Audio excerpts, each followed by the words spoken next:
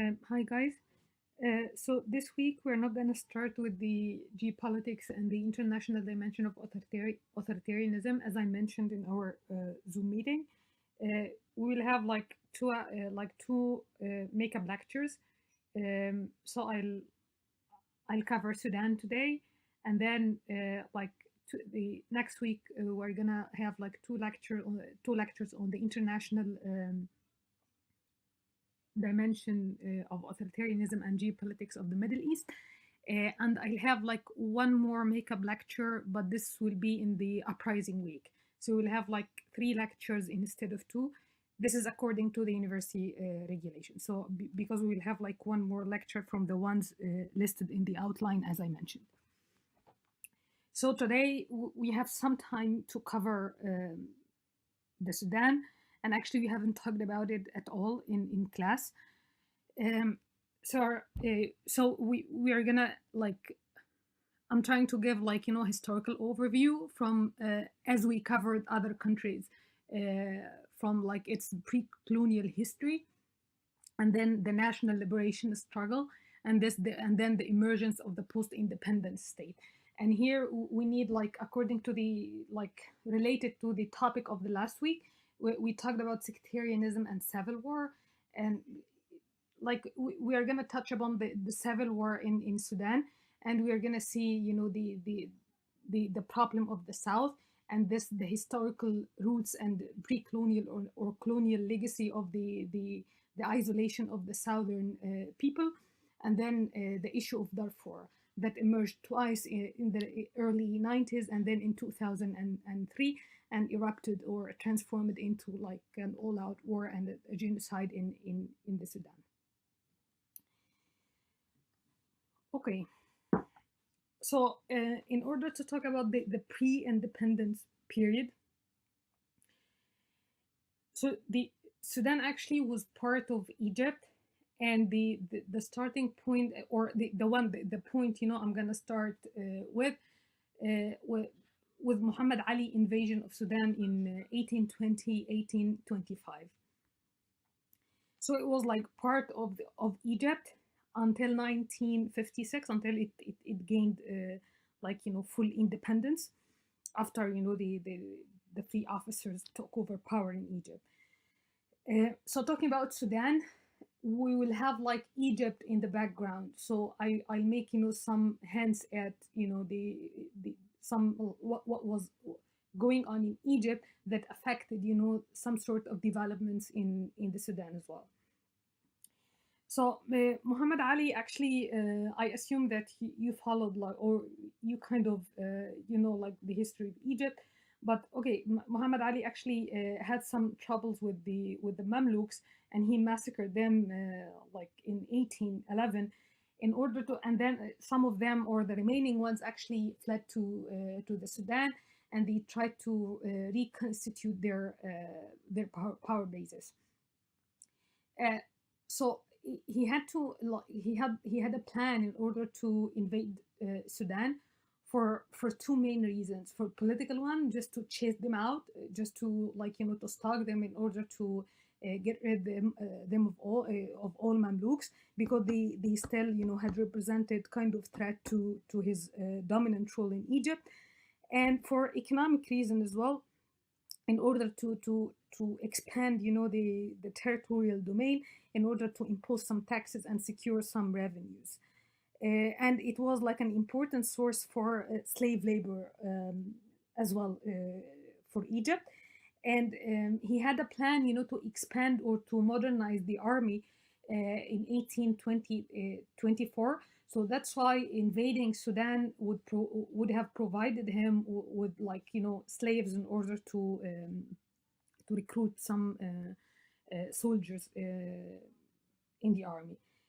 And he had and then the the aim actually kind of failed in Sudan, so that's why he had to go for the conscription of the peasants in Egypt in 1820 in 1824. Um, so after like Muhammad Ali dynasty had governed Egypt, until like the establishment of a new political regime after the free officers. But actually the period of Khidewi Ismail was like represented the culmination of this Turkish Egyptian power in the Sudan. So during that period from 1863 till 1879, okay, like the some of the European powers actually withdrew from the Sudan during that period, from the White Nile and Bahr al Ghazal. So that's why this allowed for the emergence of a new generation of merchants in the Sudan. So Ismail tried to place them under his control in order to go beyond, and he wanted to go beyond like he wanted like he wanted to like to control, to establish his control over any social or economic forces that actually tried to go beyond his own control, out of his financial control as well, because he actually needed to secure some financial resources to help with the modernization project he established and initiated in Egypt. And he tried, to reach out to the Sultan in Istanbul as well, in order to gain, to expand, the Egyptian territorial domain in Sudan eastward by taking, some ports, that actually located on the borders with Ethiopia. And the Sultan actually granted, some lands, that actually located on the eastern side. And during that period as well in Sudan, it was like an increasing number of employment in the kind of the establishment of the administration apparatus by kind of employing, some Christian Europeans, and they were non-Muslims and non-autonomous Ottoman subject. So actually, and this actually increased, the division between the north and the south, as we are going to see. So it all started like with the Egyptian or Muhammad Ali invasion, and then like establishing and re-establishing the Egyptian control over the Sudanese territories, and then even before the British occupation, but with the increasing influence of the British authority in Egypt, because of the financial crisis and and how actually the palace and the ruling elites actually resorted to the financial the European powers in order to get some loans to help with the financial crisis. So with the increasing influence of the British and the French in Egypt, they tried to expand their out of their colonial struggle as well, to intervene in the Sudanese affairs as well. So even before the British occupation in 1881 in Egypt, so they actually intervened, and they established their control over Sudan in 1877, and they put the entire territory under the control of the governor general. He was like a British Christian, first European Christian to govern Sudan at the time. He faced some troubles.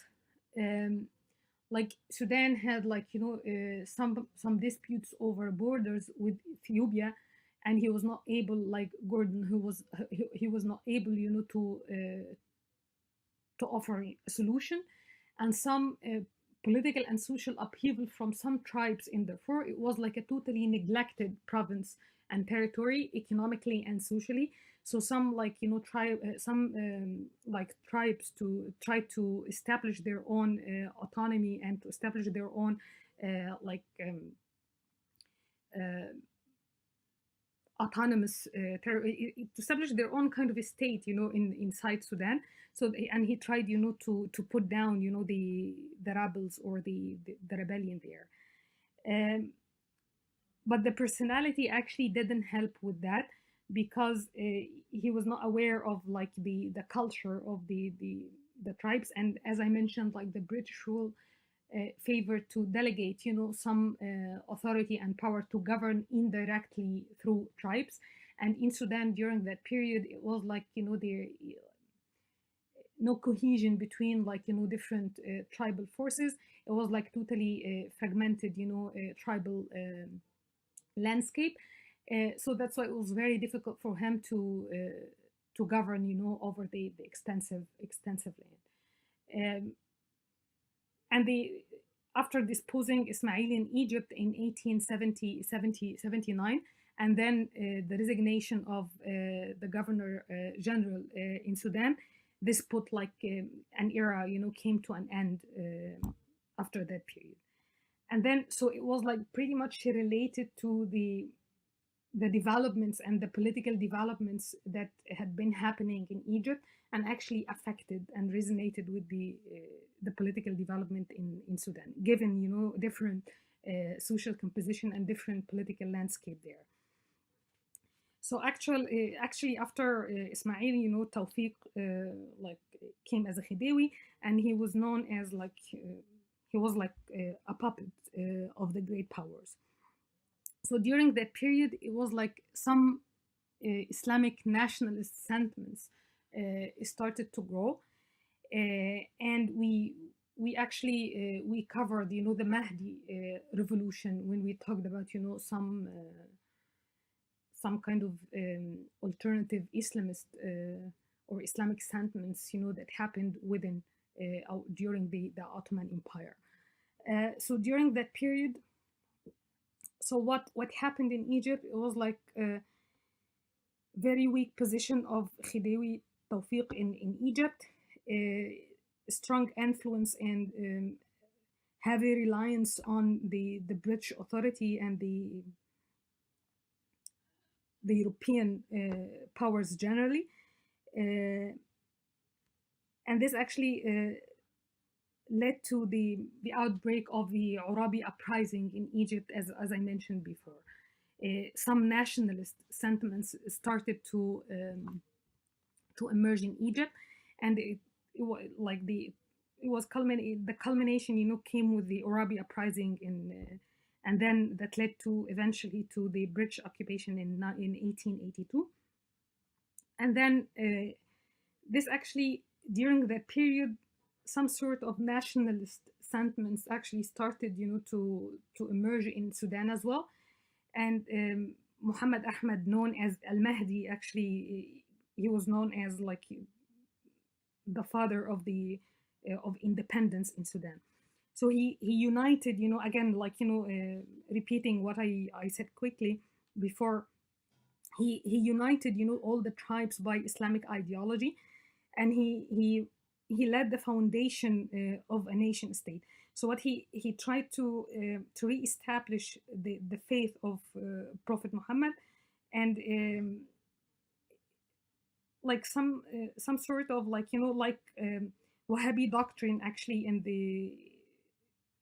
the Gulf. So actually he tried, to reestablish, kind of the Islamic state in Sudan, and he claimed for himself a unique status of Imam, or the expected Mahdi, and people actually believed in this, and he gained wide mass support. The mass and the social support basically came from like three main segments in the Sudanese society back then. From like genuinely kind of pious disciples, people actually really or genuinely believed in Mahdi and on Muhammad Ahmad as the expected Mahdi and the constitution of the Islamic State, and like Ansars and tribes that actually had some economic and social grievances, and they located actually in the like southern parts in Sudan, and they actually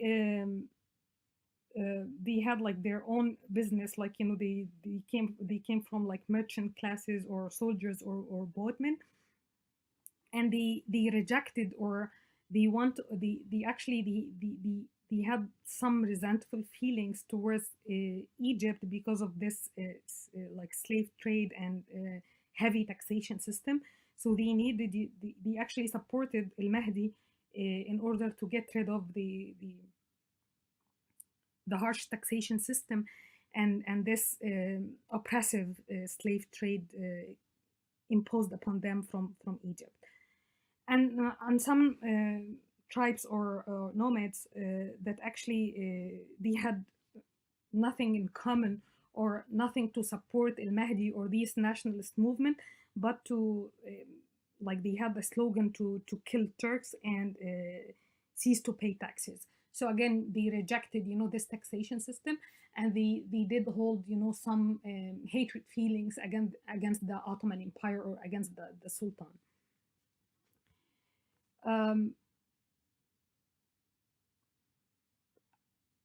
So he managed actually to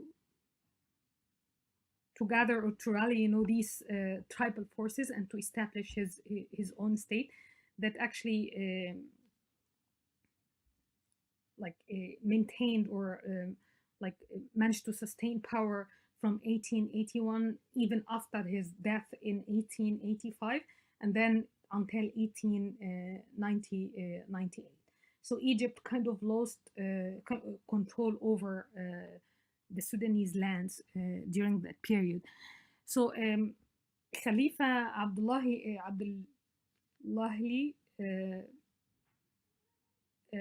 actually succeeded him, and Khalifa tried to, known as Khalifa, actually tried to sustain or to maintain, this Mahdi spirit, like this religious spirit, and he had like this strong personality that he managed to establish or to perpetuate the Mahdist spirit over this long period of time.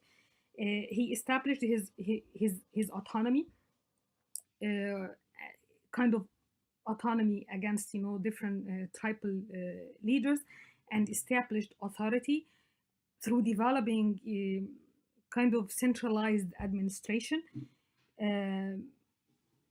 And he relied increasingly on administrative and bureaucratic apparatus in order to mitigate the influence of the tribal leaders. So he maintained, this spirit of the Mahdi, like religious content or theocratic governance,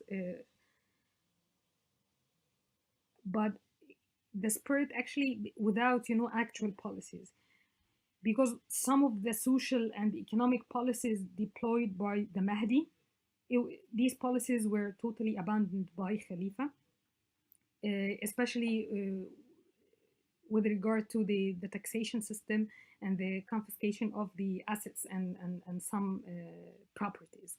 So it was kind of a reproduction of the Turkish-Egyptian taxation system that actually people started to suffer from, the burden, the tax burden, and the Khalifa actually started to use the money from Bayt al-Mal. Okay, so it was like kind of from the Islamic tradition, as a sort of waqf. So he started, to take some money in order to as or treated, this kind of public finance as a personal property. But he maintained power, and he managed to sustain, the like, or to maintain kind of continuity with the Mahdist state because of his personal authority, and this the creation or the establishment of the bureaucratic apparatus composed of like Sudanese civil servants inherited from Egyptian and Turkish authorities. But what happened again? The foreign intervention put an end, to this like Mahdist state, or to put an end to this nation state that actually the Mahdi managed to establish in Sudan. So the invasion, like it was like the struggle or a dispute again between the French and the British authorities over some territories like Fashul in the in Sudan, and that ended up like by kicking out, the French authority and the re-establishing of the British authority over the lands, and then they arranged, the British authority now actually occupied Egypt.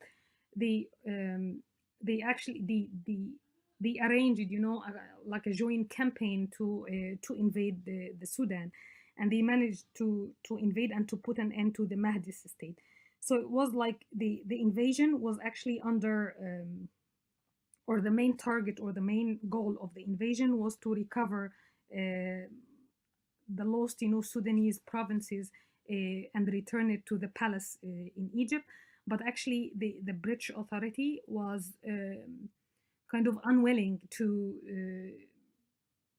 accede to the incorporation of those provinces with Egypt. So that's why they tried, to come up with a formula of kind of joint sovereignty between Egypt and Britain, and they ratified a condominium agreement. It was like kind of joint sovereignty, so they ruled together. They ruled the provinces, of Sudan together. That was between 1899 and until 1913. So this kind of hybrid, form of governance.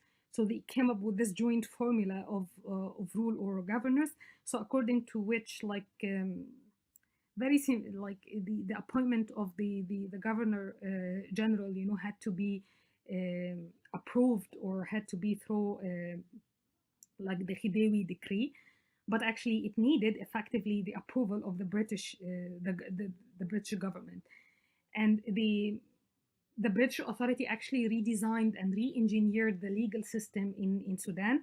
So the Egypt actually didn't replicate its like legal system. So it didn't transplant, its legal system that based on capitulations and the mixed courts.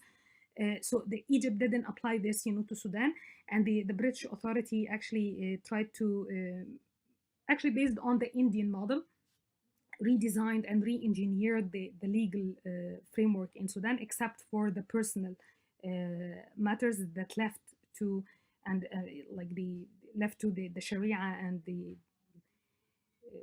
Islamic Sharia and the Islamic laws. But for penal code and criminal procedures, they imported the Indian model. They designed in India to be transplanted in the Sudan. So they eliminated, this kind of like religious basis put down or tried to the Mahdist state tried to establish in Sudan before the invasion,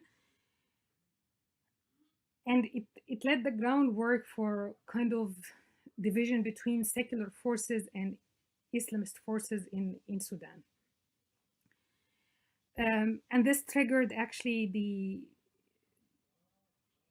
some revolutionary reactions from different, tribes and religious forces in the Sudan. Yeah, and before like part of the British or the joint rule, the Sudan actually the south was totally isolated and totally left for Christian organizations or missionary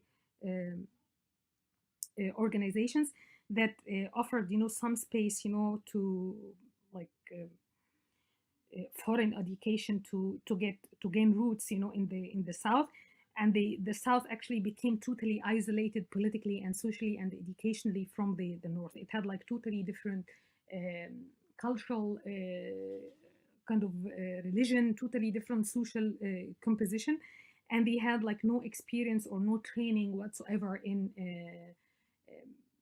administration and getting, admitted to the administrative structure of the state. This actually excluded them from the political dynamics after independence, and accelerated the pace of like the militant action for separation. So in order to examine, some like periods in Sudan again, we need to know what had happened in Egypt during that period as well. So from 1914 until 1936. So during that period, it was like the First World War and the 1919 uprisings or revolution of Saad Zaghloul and the Wafd in Egypt, and then the 1922 treaty, the unilateral declaration of the end of the protectorate, from the British government that ended, the occupation in Egypt, and then the end of occupation in 1936. So during that period, some revolutionary reactions actually had happened in Sudan as well. So the First World War actually affected the economic and social status of Sudanese people,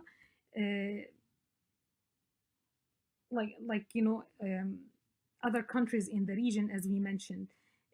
But Darfur actually was badly affected by the war because it was like totally isolated, and the struggle between the French and the British authority actually it did or increased the worst situation there, and they tried to ask for autonomy or to establish their own sultana or sultanate in Darfur. So it had some roots as well from the colonial period.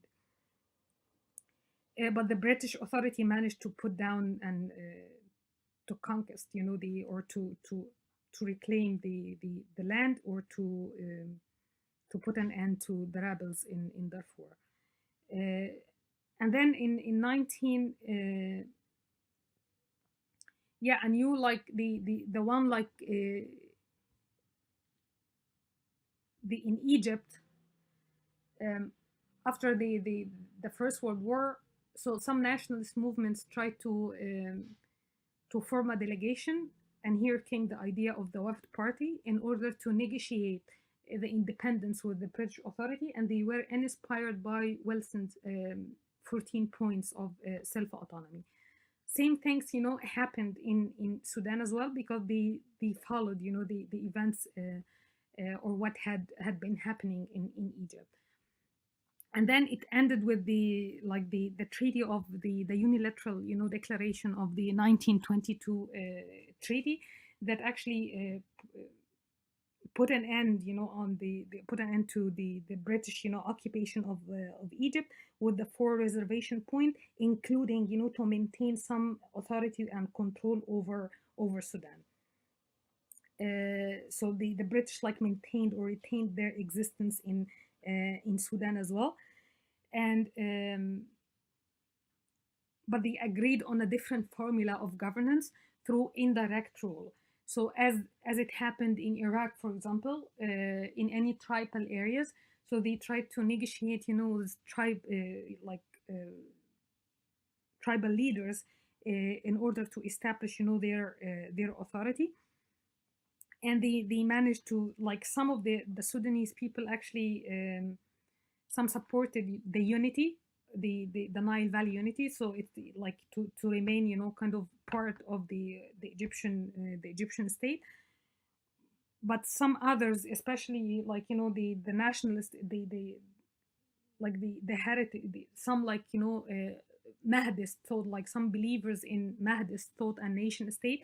They believed Sudan for Sudanese, so that's why they rejected the notion of being part of. They asked for full independence, not the unity or the Nile Valley unity. So actually, the tribal leaders, they didn't form a kind of strong leader. They were not able to establish a strong leadership. because of like this fragmentation between different tribes and different attitudes towards British authority and towards Egypt as well, the unity with Egypt as well.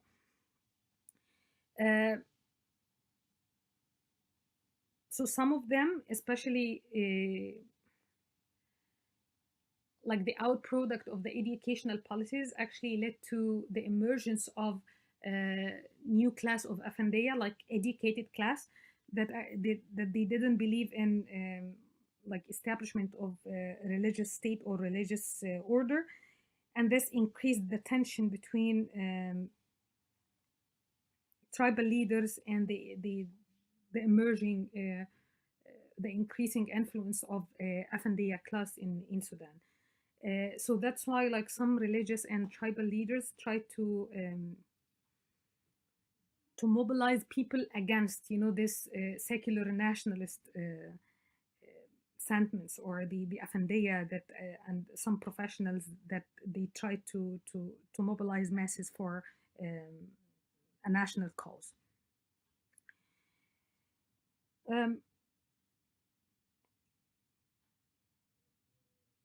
But what happened in after a year, it was like the high the stack, like, you know, in the British, you know, officer got assassinated in Egypt, that he was responsible for the army in Sudan, and he got assassinated in Egypt, and this triggered, you know, this provoked, you know, the British authority that put harsh demands and tried to ask for an apology and imposed compensation on the Wafd party, that led to Saad Zaghloul resignation in Egypt. But the most important thing, it actually asked for the withdrawal and the evacuation of the Egyptian troops from the Sudan. So actually, the Egyptian troops forcibly removed. The troops were forcibly removed from the Sudan, and that, you know, they established, you know, this indirect rule by relying heavily on the sheikhs and tribal leaders. But again, you know, this incohesion and the fragmentation between different tribes precluded, you know, the emergence of coherent governance from coherent indirect rule or sustainable indirect rule in Sudan. And educational policies is still like the totally were left to the some missionary organizations that like increased or led to more exclusion of the south from the north. With the 1936 treaty that gave like full independence to the state from the British authority or from the occupation, so this actually triggered or like motivated, you know, some nationalist groups or movements to emerge again in the Sudan and to ask for independence. But they disagreed over what kind of independence, like what kind of relations, you know, they could have with Egypt. So some actually preferred like the unity with Egypt, and others asked for the full independence. So they capitalized on the second war, as we mentioned, you know, in other countries as well. When they tried, you know, the British authority now was busy with, like, you know, fighting, you know, in the Second World War, and they tried, you know, to put their claims or to intensify pressures on the British authority in order to gain their independence. So they have like the representative body now, the Congress, that actually managed to pass some of the supporters of the Nile Valley unity. During the war, actually, they asked the Congress to pass like a memo to the government in order to ask for self-determination in April 1942. And the government, so the government actually rejected the memo and asked the Congress, you know, to focus on other domestic affairs rather than mobilizing masses or interfering in executive domain.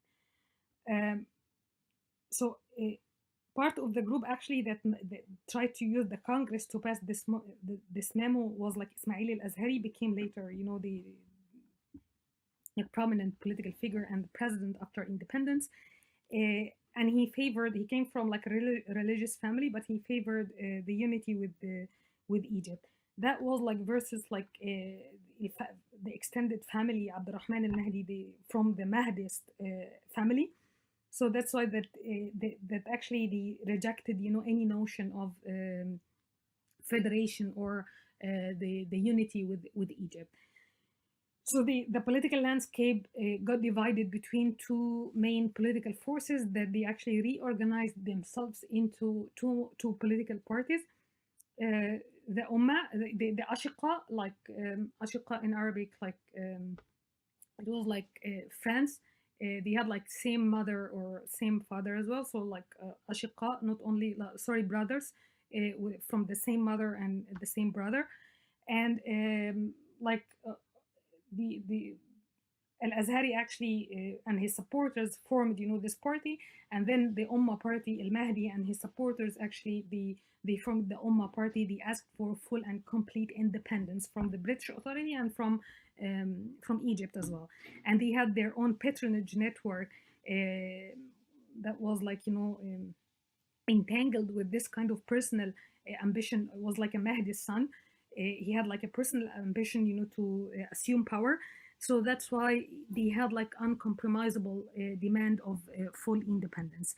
And the Sudan, like the actually they did recast, the old struggle between like the nationalist or the Mahdist and those who favored, the union with Egypt, unionists that favored the unity with Egypt. And this led to like a series of negotiation with the Egyptian authority. So during that period, it was like the palace and the Wafd government. So they called, they invited the Egyptian forces or the Egyptian government invited like the Sudanese forces to negotiate in Egypt in 1946. And during this meeting with the Ismail Sidqi government, in order to negotiate, the position or what kind of independence, and then the Wafd government reasserted, the need, to reestablish sovereignty and like the sovereignty of Egypt or the palace over Sudan, like to put the Sudan under like the common crown of Egypt, like he was like the crown of both like Egypt and Sudan. And this formula actually pleased no one. Like the British authority rejected this output or this result that came out of the negotiations, because and the British authority reasserted like no change in the administration in the Sudan. And Sidqi actually resigned, and then both like Egypt and Britain announced that the negotiations had been like broken off. And this triggered, kind of conferences in order to agree on a formula of independence and the position of the South as well, because like now they had to deal like with the South that was totally isolated throughout that period, like the colonial and the pre-colonial period. And then they had to reach like an agreement with the Egyptian and the British authority in order to negotiate their full independence. So they had like to sort out some difficulties or some differences, like to reach an agreement or a formula between different domestic political forces first, and then to renegotiate with Egypt. So again, like Egypt, tried to use the United Nations in order to advance its cause of the unity between Egypt and Sudan. And then inside Sudan, this division between unionists and the Ummah, that the Ummah rejected, any kind of compromise or non-negotiable position over full independence. and then they had to they established, kind of through the indirect rule. They have their executive council, and they reached a formula with integrating the South into like the administration, and to train them by integrating, the Southerns. They got, like, incorporated into the administrative structure or the administrative body. So that's how they got kind of training in order to govern, and they got integrated into the political process after independence. Um, like, situation in Egypt got worse, like the Palestine War in 1948, and like the losing, of popular support, or the erosion of the popular support of the WAF. So that's why the WAF parliament, the WAF government, tried to reestablish its popularity, and to gain, much more kind of social support. So unilaterally declared, the abrogation of the 1936 treaty that gave, like, some privileges to the British Authority, especially in the South Canal, and the existence of the British troops in Egypt. So unilaterally, like, declared the abrogation of the treaty, and they demanded, the unity between the Egypt and Sudan. So actually, all, like, the oppositional forces or domestic forces in Sudan rejected, this declaration, except Ashiqa party. So it was like they hadn't, like, they didn't wait for so long, because, like, in a couple of years, actually the free officers took power, and they, like, reshaped the political landscape in Egypt. So it was like, it took like 3 years until the free officers, or Nasser, like, consolidated his power. But during that period, they tried to negotiate, like, to initiate some negotiations with the Sudanese forces, and they reached an agreement in February 1953, and they agreed on 3-year transitional period. So according to that period, like, the governor, the British authority, or the governor general, like, retained his position as the supreme constitutional authority, and this actually triggered some divisions between, again, the Ashiqa that actually reorganized themselves into the National Unionist Party, NUP, and the Ummah, and then the British authority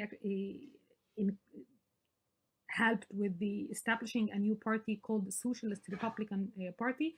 Regardless of its name, it was, like, made up of some conservative elements from tribal leaders, in order to facilitate or to help with the indirect rule over Sudan, and the Southern Party as well, that like, it was emerged in 1953. So the political landscape, like, contain like I mean like had different sorts of political representations that represented different political factions and different social groups, and they didn't reach an agreement over what kind of independence, except for the national the Ashiqa, now the NUP. Except for this, they asked for the other forces, asked for the full independence, and then the Southern, had to renegotiate their position within the post-independence state. So after, a long period of political conflict between these political parties and political forces, the Congress actually passed, this Declaration of Independence that was enacted by the Parliament in December 1955, and the Declaration, of Independence came with the new year, like in January 1956. So the new state, or the post-independence state, represented kind of continuation with the British authority, with the condominium agreement between the formula that came with the Egyptian and the British um, rule, not the Mahdist one. So it was like kind of sidelining the Islamist forces or the proponents of the Islamic State. And they formed, this coalition. So it was like the post-independence period. The major feature was kind of establishing like a coalition government between different factions and different ideological forces that they had nothing in common, but like some sort of tactical cooperation over some issues. And then the army intervened in order to restore stability and order and to put an end to this um, political fights between political parties. And then restoration of like parliamentary government or transitional government to initiate another round of like fights and struggles and disputes, and then like an intervention again of the military forces. So this coalition government between these like Ummah, Ashiqa, NUP, and different tribal leaders, they had like these kind of factions and tactical alliance in order to agree on the new constitution or the new like polity structure after independence that they had already like some legacy of like parliamentary structure or like representative bodies in order to govern and to promulgate laws. And this they included the alliance actually included some elements that they had like nothing but to crush the secular nationalists that they now like in power after independence. Again, like the new party was People's Democratic Party.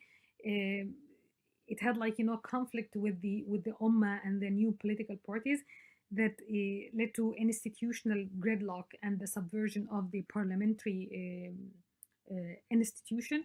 And this actually discredited again and demoralized political factions and political parties. And this like helped to help the army to take over power smoothly without any kind of resistance or wide mass or social resistance um, to put an end to the transitional government after 2 years of the declaring independence.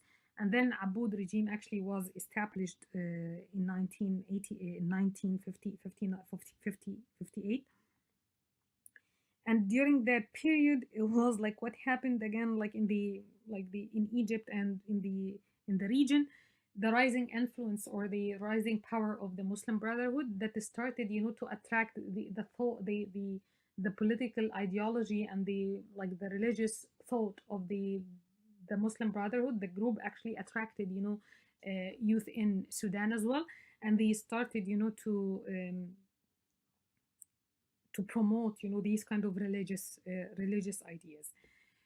And the regime banned political parties, but they were still there. They had like some sort of social basis and their supporters, despite the legal ban or the like the this kind of legal constraints. They were there, but the rising influence of the Muslim Brotherhood and the communists as well added to the disputes between political forces during that period.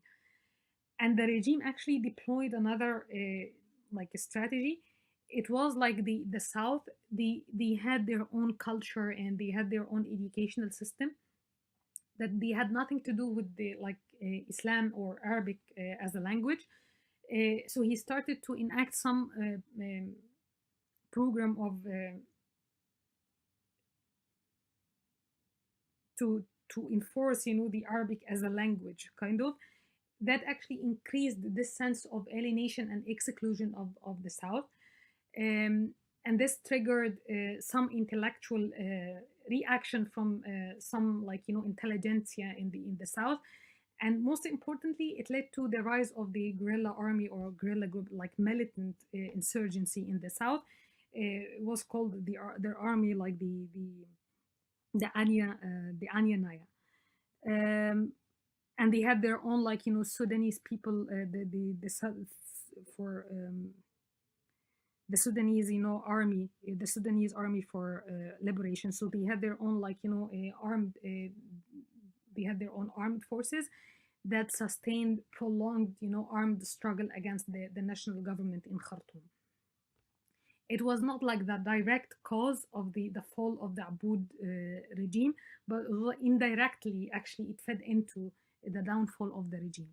So against the backdrop of the economic crisis and the rising, social protest and riots against, the deterioration of the economic situation, uh, and again, the civil war in the south, this led eventually to the fall of the downfall of the Aboud regime, or the Aboud regime, and initiated a new period of establishing or installation of the transitional government that actually had dual authority or dual sovereignty during that period because of the civil war that had been happening in the south. So it didn't, like, again, it was very difficult for any government to restore stability and order to recover the economy. Especially they didn't have like clear economic orientation. They vacillated, between nationalization and 5-year plan, and then like, like inefficient industrialization policies, and they resorted, to get, some foreign loans or financial aids, but it didn't help with with, like, boosting economic growth in the Sudan. Um, so it actually led to like the new government again managed to re-establish itself under, the leadership of one of the Mahdist, the one of the, like, proponents of the Mahdist ideals, Sadiq al-Mahdi. And again, like, the return of the multi-party elections during that period in 1968. But again, like, the story of the divisions and the institutional gridlock, between different, coalitional groups in the parliament, discredited the political opposition, and it actually exposed them as using, these political institutions in order to gain some personal benefits. So it became, like, even much easier this time for the army to make, a kind of a comeback and to take over power in 1969. So it was like only after 5 years of the downfall of Aboud regime. And this time, Ja'far al-Numeri like initiated, or established his rule, or his, like, dominant position in Sudan until 1985.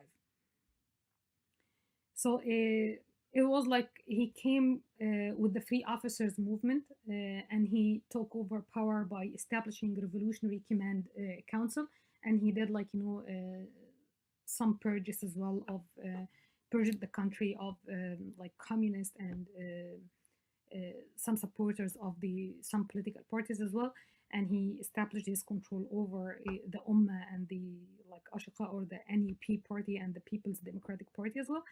And this triggered, from especially from the communist and Ummah, they were accused of plotting, a counter coup against Ja'far al-Numeri, and they managed to dispose him. But like Muammar al-Qaddafi and Sadat, with kind of help, from Libya and Egypt, Numeri managed to re-establish, to restore power, or to re-establish his authority. And actually he cracked down on all the political forces that supported or like plotted or schemed this counter coup. And he established a new, like, organization as a single organization that represented, the again, like, one party rule. He had, like, to claim, like, legitimacy through a political party, and he established, the Sudan Socialist Union to represent people in Sudan. because we talked about, you know, the one party rule and the political instability in the post independence period in several countries in the region. Um, but in order to solve, you know, this kind of the issue, or the problem of the insurgency and the armed conflict and the civil war in the south. So Numeri managed to reach, like, after a few years, after like assuming power, and actually he did, like, you know, hold like he assumed like the presidency, and he claimed like a victory with the roughly 90% of the national vote. So after that, you know, he tried to he was now like the president, and he tried to negotiate, you know, with the militant leaders in the south. And they managed to reach like Addis Ababa Agreement of Regional Self-Governance Government Act for the southern provinces in February 1972. So according to this agreement, the Khartoum, or the national government, actually devolved some power over local government and education, public health, and police, natural resources. But again, the national government retained some sovereignty over like foreign affairs, defense, and inter-regional communications. They tried, but again, like, you know, they didn't like eliminate the root cause of the rebellion or the armed forces. So it led to, like, you know, some sort of like it did, like, you know, led to like temporarily put an end to this armed struggle, but then it broke out again because of the suspicion of some militant, especially those who favored, you know, this militant action against the national government of Khartoum. So the suspicions came from the development of some ties between Numeri, or between the national government and the Islamist Hassan al-Turabi, basically Hassan al-Turabi, like because of his affiliation with the Islamist and the Muslim Brotherhood. So during that period, it was happened in order to re-establish, after cracking down or suppressing all the political forces, or the banning the political parties. El Numeri, like the revolutionary rhetoric actually faded away, and he needed some sort of popular praises to maintain or to sustain his legitimate position. So the resort, like the only, like, quote unquote, like, you know, civilian force, you know, came from the Muslim Brotherhood. So that's why he reached, you know, kind of reconciliation in 1977, what was called like reconciliation between Numeri and Al Mahdi first. So they agreed on some political reforms and amnesty, and they offered, because of this, like the Brotherhood, and gained some seats in the parliament. And they actually the National Islamist Front came out as I think the largest third party in the 1986 elections. And in order to establish his personal dominance, so he tried to like, you know, to please and appease, you know, some Islamist forces. And in 1983, it came with the declaration of implementing Sharia law, like how, like the all, like, the legislation, you know, had to conform to the Islamic Sharia, and that was kind of new to the institutional and the historical traditions, despite the fact of the heritage or the legacy of the Mahdist state. But they didn't actually institutionalize, you know, these kind of religious authority, or re-establish these religious traditions into, like, institutional or constitutional form. So the collapse or the downfall of Al Numeri, it was pretty much similar to the Aboud regime as well. against the backdrop of the eruption of the new round of the war and the militant insurgency in the south, and the total economic deterioration that actually triggered some cycles of protest in Sudan. This led to the collapse of the Numeri and gave rise to a new transitional government between 1985 until 1989. But now the thing is, like the National Islamic the like front and Islamists, they had some social basis and some political representation in the parliament, and it made they had some one more ideological force that added to this kind of fragile political coalitions and artificial political coalitions between different political forces. Um, so again, like the government, the transitional government, failed to put an end to the civil war in the south, and they failed to again, most importantly, they failed to constitute or to establish a national government. They failed, to draw together different ideological forces in order to establish a new national government. Especially with the growing dissatisfaction with the Islamist and the National Islamic Front. So some political forces actually disagreed. They needed to exclude the Islamist from the negotiation, and this paved the way for another military coup in 1989, and then Omar al-Bashir took over power during that period. So like many studies, like they made a link between the al-Bashir and the coup and the National Islamic Front, and other actually denied this kind of relationship between the National Islamic Front and to what extent it facilitated the coup. And al-Turabi himself actually got detained after the military coup of 1989. But again, like the approachment, it doesn't matter, to what extent they helped with the coup, because some sort of approachment between al-Bashir and Turabi happened later.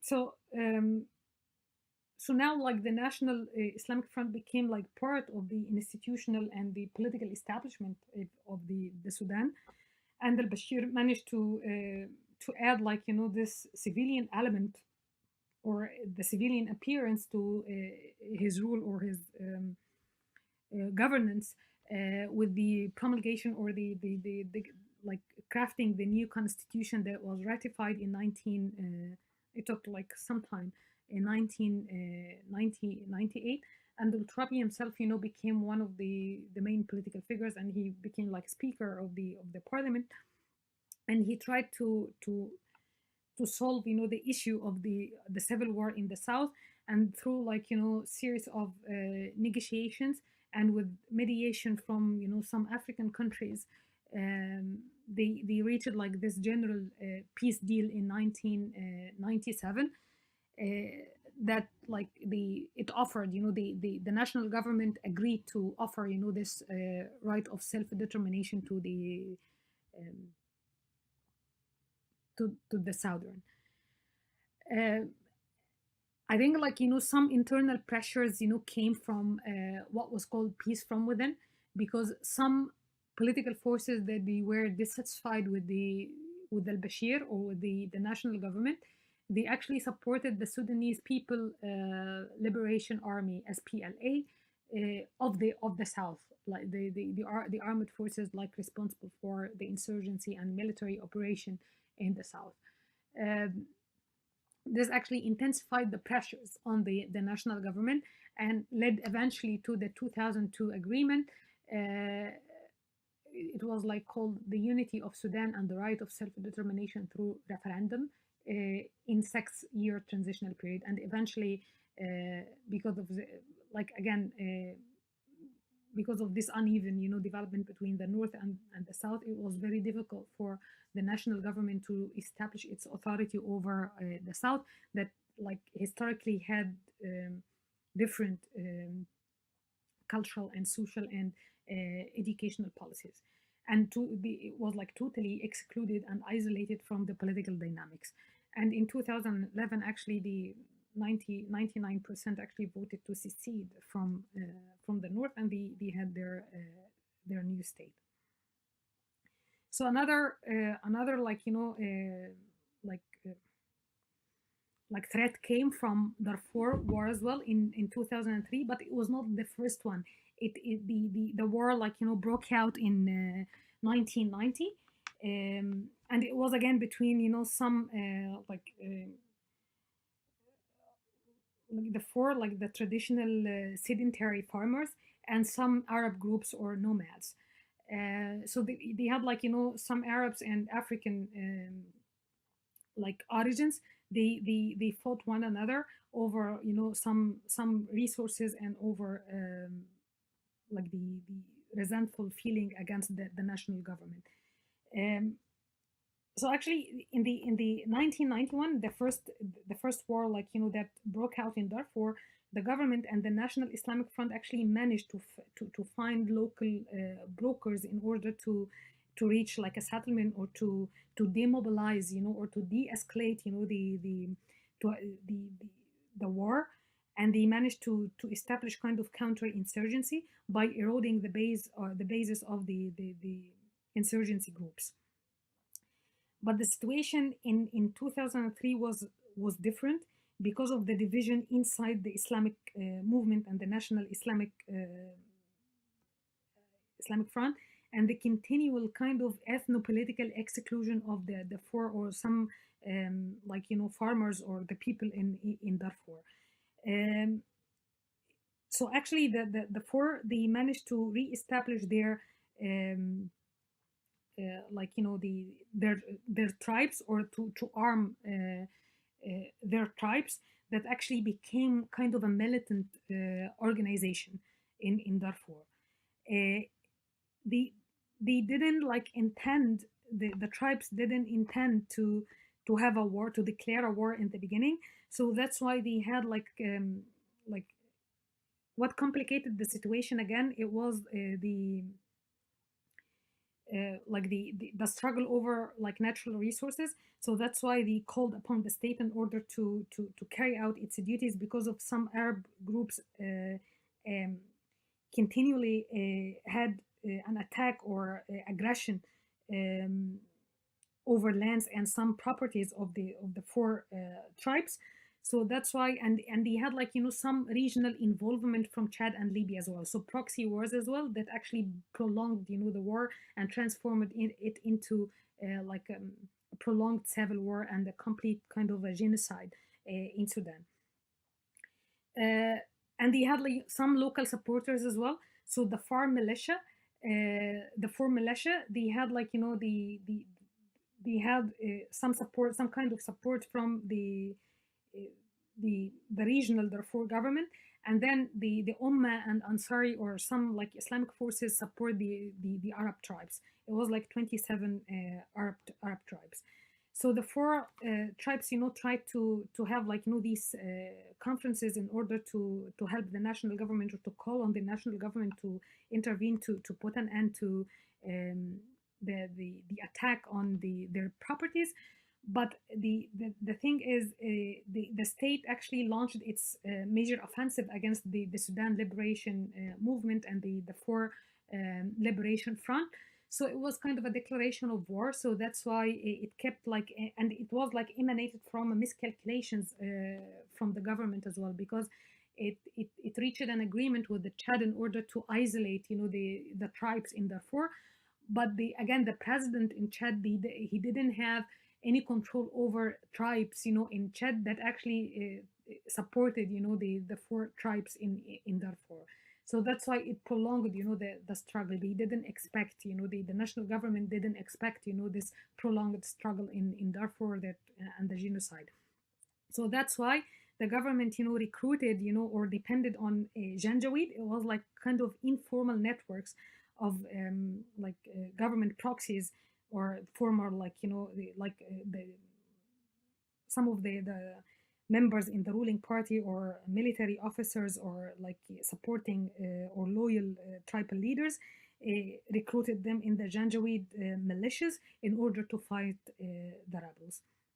It led to, like, like a humanitarian disaster that and like displacement of like Sudanese people, and created, the kind of a refugee crisis that officially ended in 2006 by Abuja agreement.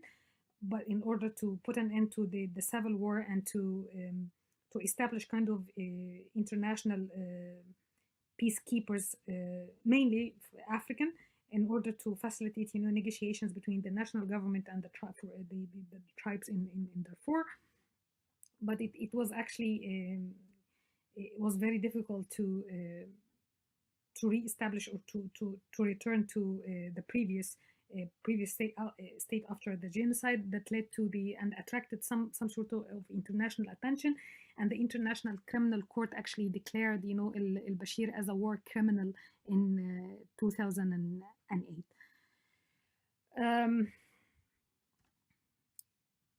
So actually, that's like perhaps like a general historical overview. So we have, like, Darfur and different like tribal composition and the south, and we relate this to the legacy of the colonial period.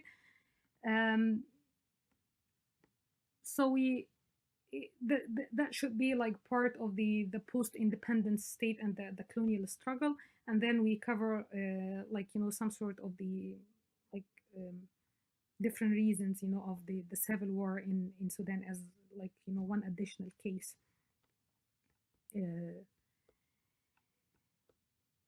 to cover, the last week topic.